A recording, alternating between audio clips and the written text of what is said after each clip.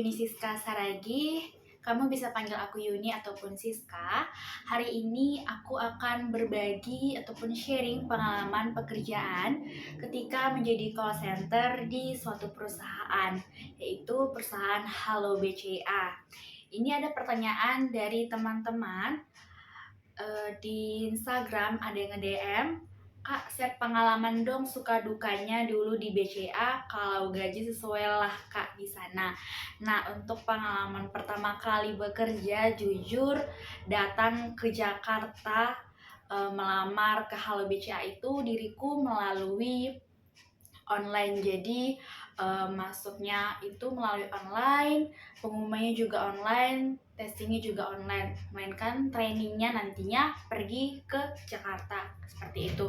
Dimana saat melamarnya diriku itu buka dari Instagram, nanti Instagramnya Mitrakom Eka Sarana. Jadi untuk ke Halo BCA itu nggak langsung dari BCA-nya teman-teman.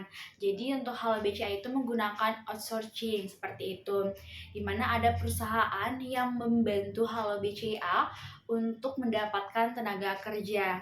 Nah, saat itu aku buka Instagramnya Mitrakom Eka Sarana dan melamar dikarenakan masih buka untuk lowongan kerjanya seperti itu. Dan pengalaman ini aku dapatkan karena teman aku juga sebelumnya udah ngelamar di sana. Jadi aku percaya untuk pergi ke Jakarta, dan saat pergi ke Jakarta itu jujur itu adalah perdananya aku gitu. Untungnya aja dari kota Medan ada teman aku juga yang lulus, jadi kami chattingan dan pergi dari kota Medan sama-sama, kami jadi berdua ke Jakarta.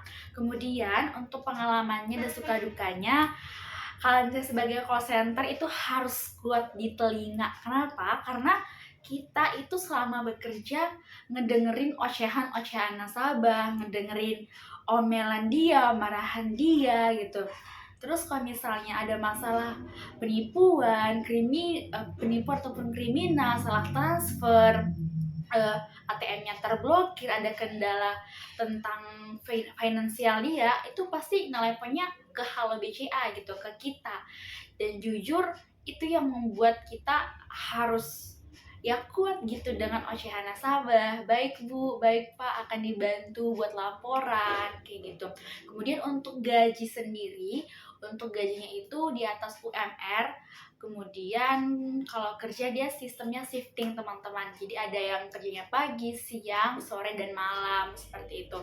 Kalau misalnya di zaman aku tuh kalau gaji lumayan besar, apalagi kamu kalau nilainya bagus, karena kalau misalnya kita jadi call center akan ada namanya penilaian-penilaian dari orang yang menilai kita. Jadi kita nggak hanya menjawab informasi yang diberikan ataupun yang ditanyakan oleh nasabah, melainkan kita menjawab pertanyaan-pertanyaan itu harus sesuai, nggak boleh salah informasi.